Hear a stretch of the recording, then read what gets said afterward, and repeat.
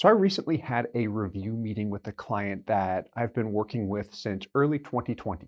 He started a policy on himself. It was February of 2020, in which his plan was to pay in $130,000 per year for 5 to 6 years. So each year he wanted to pay in $130,000. We looked at that model, and he did do that for the first 2 years of the policy. Shortly after he started his policy, he started another policy on his wife, where he paid in $70,000 per year. So with the two policies combined, he's been paying in $200,000 per year. That's some decent size whole life insurance policies, which of course have been set up for maximum cash value. Now, with that said, the purpose of today's video is I had a call with him yesterday. The day of shooting this video is yesterday. And he had a question during the call, which was, should I cancel my policy? And it was based on changes that had occurred in his life, why he had originally started the policy or policies was for real estate. Now he's shifted away from real estate and he's very, very focused on the stock market. That's what he likes to do from an investing standpoint. So he's looking at his policy and thinking, I get the benefits, but I don't know if it's still a fit. So in this video, we're going to look at the original plan, how it's been performing, and then some of the talking points him and I had throughout the review meeting, and then his ultimate decision. So let's get on into it and have some fun. He started a policy in 2020. His plan was to pay in $130,000 per year for 6 years. The company selection he went with was Guardian, one of your four major mutual companies, and he wanted a lot of flexibility. Specifically, what I mean when I say a lot of flexibility is his plan was to do exactly this, or here's the design. I'll pull it up in a second. He had an underlying premium of $13,000. That plus the term rider, his actual commitment was a little over 14 grand per year. And then everything else he wanted to add into the policy was all thrown into the PUA rider. Let's just do this. Yeah. Which accelerated the cash value growth. He started at the age of 34. Lives out in California. He's either in or right outside of Silicon Valley, the tech area. He's an IT sharp guy, and he really liked crunching the numbers, analytical, as you could imagine. He's in the IT field, which we work with a lot of individuals like that. But to continue on here, he was attracted to the policy, one, to leverage it for real estate, and then two, a safe place to position money. If he's got money just sitting there in cash that he does not want in the stock market, he does not want to take on any risk, but he wants that liquidity. That's what life insurance provides. What are the core benefits to a whole life insurance policy that's designed for cash value? Safe, liquid, tax-free area to position money. Tax-free if we don't trigger a MEC or another taxable event. However, things changed. So let's look at the design of the policy first, actually. We've got the original illustration up here. Let's take a look. Always fun to see what was the original plan and then what things look like, especially if we change course as the years pass. So here we've got the illustration, 2020. So 2020 dividend scale with Guardian, the dividend interest rate with Guardian in 2020 was 5.65%. 2021, 5.65%. 2022, this year, 5.65%. Their insurance expenses have not adjusted either, meaning if you were to run an illustration back then and today, assuming it's the same product, everything would look identical. It's pretty cool when it works out like that. But things do gradually adjust as the years pass. However, let's take a look here. 34 years old, Preferred Plus represents the top health class. That's what he received. Where's the money going? That's what I want to look at first. So of his payments here, what do we got going on? Where can money go? Just like we mentioned, toward the premium. So this is his base premium right here.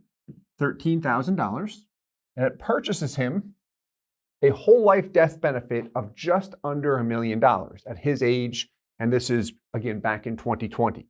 Now, he's paying in $130,000 per year. So how we did this, because at $1 million, that MEC limit is nowhere near $130K. The death benefit down here, the net death benefit, the money that's paid out to his beneficiaries if he dies, $4.5 million.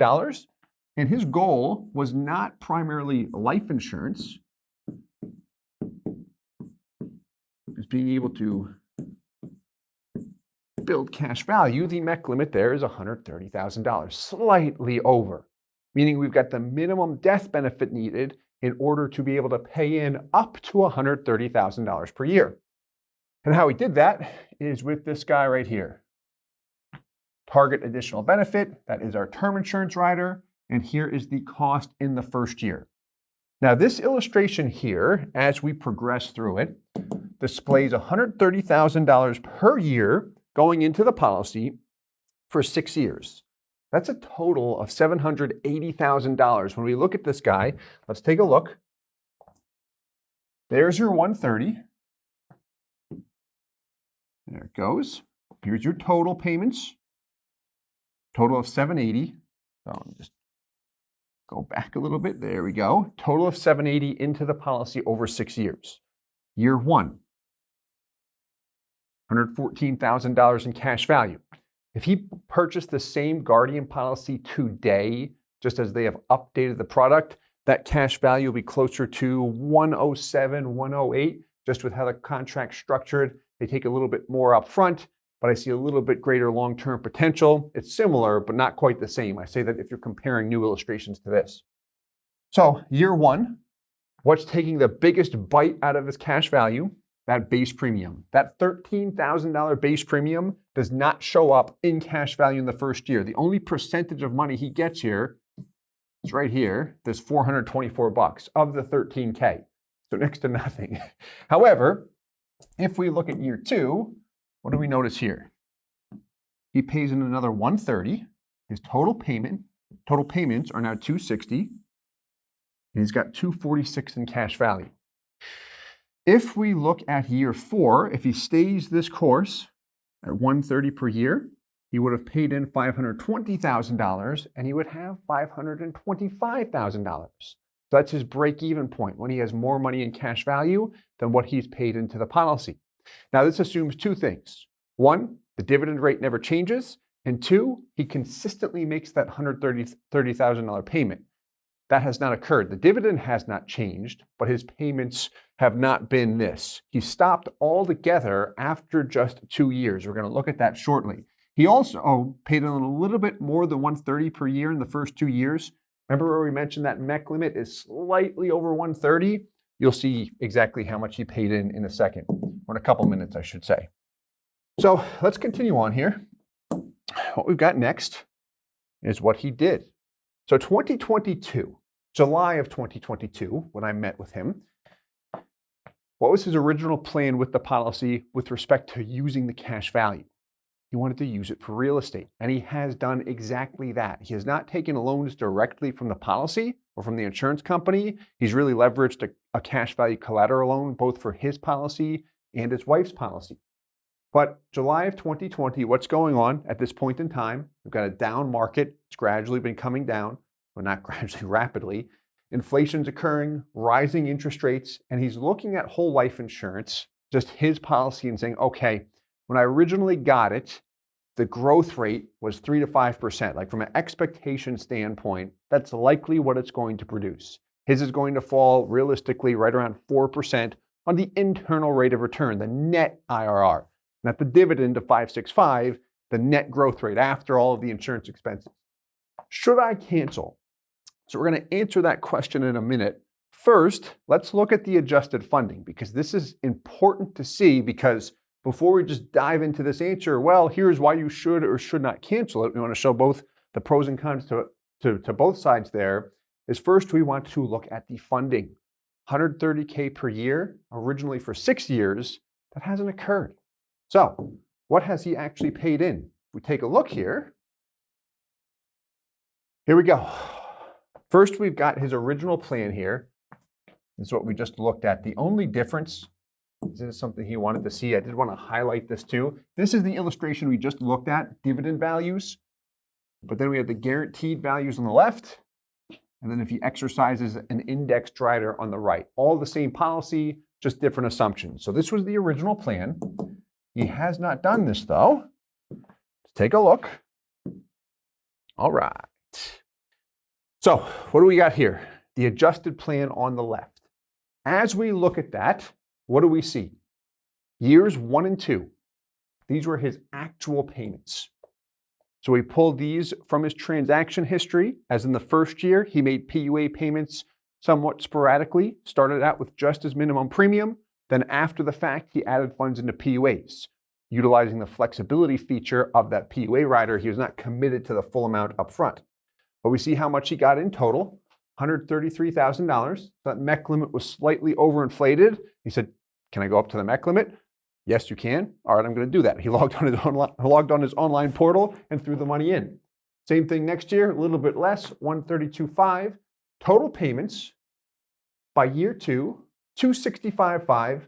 Cash value at the end of year two, per his annual statement, online portal, what he sees, what we see, $250,000. He's got $250,000 in cash value, plus the cash value in his wife's policy. Now, what do you notice year three? Nothing was paid in. So earlier this year, we had a review call, and the conversation was, I don't want to pay in this year. We went over different options. He elected to do what is called a premium offset. A premium offset allows the dividends and interest, the earnings in the policy, to cover your base premium for you. So that's what's going on. His $13,000 base premium is still due in this example, but his out-of-pocket is zero because the policy is covering the premium first, and then everything left over coming back to cash value. So we see it grew from $250,000 to $257,000. He got a little bit less than $7,000 in growth, just isolating year 2 to 3 here. Now, he doesn't plan on paying anything in, at least right now. He can resume payments in the future if he'd like, but here's what I want to hit on. Look underneath that red line, on the death benefit particularly. What do you notice here? Huge drop. So this is not something that we can exercise right now. This is a reduced paid up option. What we're doing is this $13,000 premium is due every year through year 7. Then we can chop it off all together at year 8. We also remove the term insurance rider. If he says 2 things, number 1, I don't want to pay anything else into this. And then number 2, I don't want the option to ever pay anything into this again. Why I phrase it that way is right now, he said, I don't want to pay anything into this, and we've got this premium offset option elected. If he wants to pay into it again, he can, but right now he's not. Once we execute this reduced paid up option, that kills the premium altogether. So even if he wants to pay anything into the policy, he cannot. Once you go down that road, there's no turning back. So it's an option that's good to be aware of because the benefits of it, look at this, on just his annual internal rate of return. And this is pulled directly from the illustration. There we go. Jumps from 2.76% to over 4% on an annual basis. What we're doing is removing the base premium, removing the term insurance rider, cutting the drag is what I like to refer to it as, which allows our cash value to grow at a faster rate. This is especially true when you look at the guaranteed values, which we do have up. We can look at that too. But here is what it looks like if he pays nothing into it. We also looked at an option if he paid $15,000 in, just a little bit higher than his base premium. And then what does it look like if I decide to throw another $100,000 in, but over the next 2 years, $50,000 per year? What he ultimately decided was this. I don't want to pay anything else in. What does it look like moving forward? Well, here we go. Break even between years 4 and 5 when I look at it. Originally, it was between years 3 and 4 if he kept funding it. We actually see that over here too. If he pays a little bit more in, he's just about there year 4. If you max fund a policy in the first and second year and you're 10xing your base premium, you're max funding it based on the limits the company offers, if you pay just the base premium or even the minimum thereafter, in most cases, you're going to see an optimal break-even point or very, very close to it. Years 1 and 2 are key though, just from experience here and looking at how policies function. So this is what he's actually done. So going back to the story, with his policy now, he's thinking, okay, this is a great high-yield savings asset. It's growing, it's safe, it's liquid, I can access it tax-free. But as I look at this, it's not keeping up with inflation. So I feel like I'm almost losing money right now, or I am losing money right now. If I focus on the here and now, that definitely is true. But with all that said, let's continue on. Should I cancel? Because it's hurting me right now.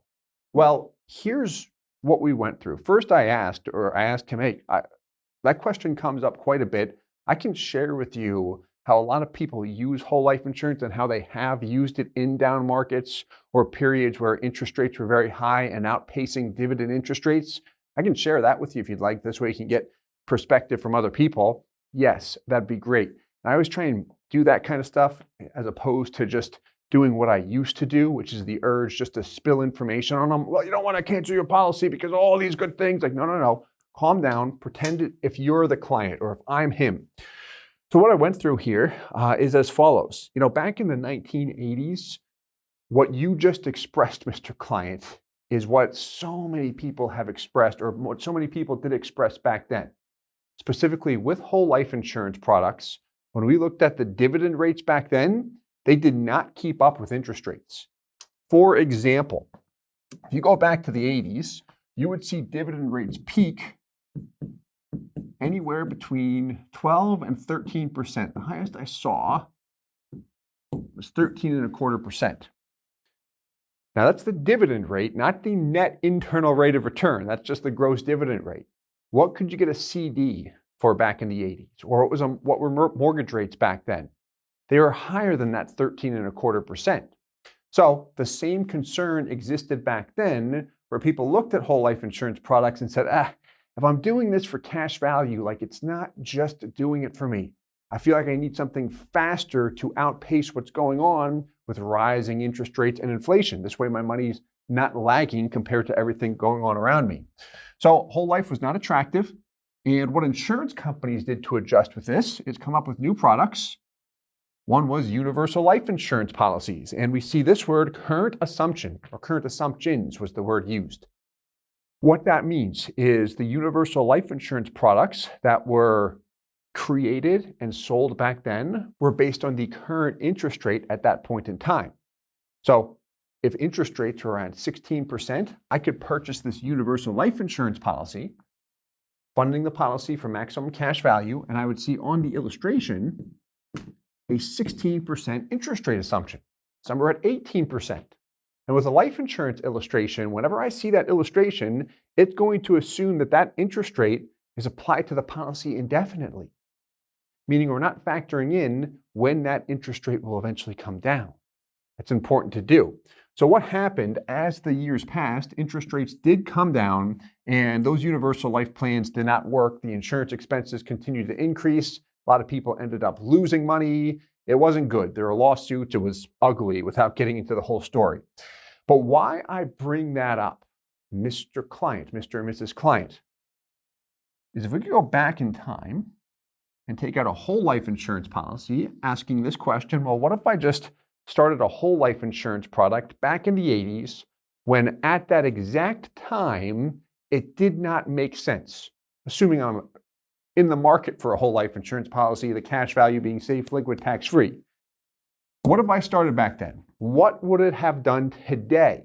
Just if I fast forward, starting a policy in the 80s through today, which we have policies on our historical performance playlist. If you'd like that, reach out, let us know. We can send you a copy if you're working with us. It would have produced somewhere between 5 to 6%.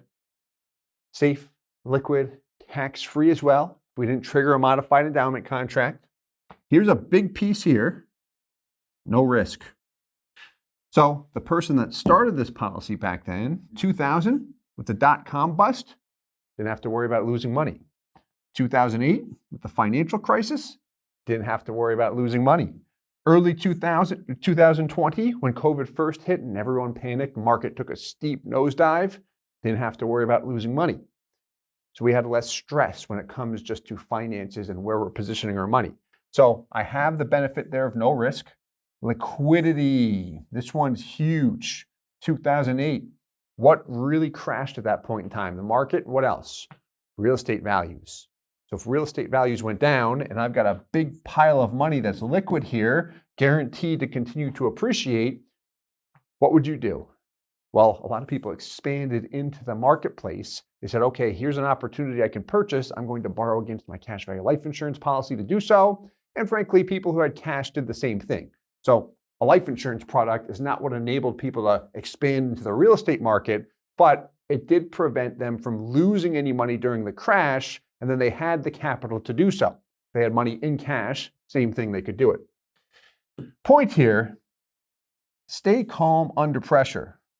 Wait out the storm. And this I didn't say to him as far as wait out the storm. Ultimately, he can do whatever he wants, and I just want him to feel comfortable. And he's moving forward with the policy too, which is great news. But as time passes, we're always going to talk to people about that. We want to be approachable so they don't feel nervous or like they're going to get lectured about their policies, because it's their money at the end of the day, really, when we look at it. So here's my goal in these types of situations, because they come up. And if you're in the business, it's likely happened to you. If it hasn't, it will, in a variety of ways, where people do question what they have, the reasons why they purchased it again.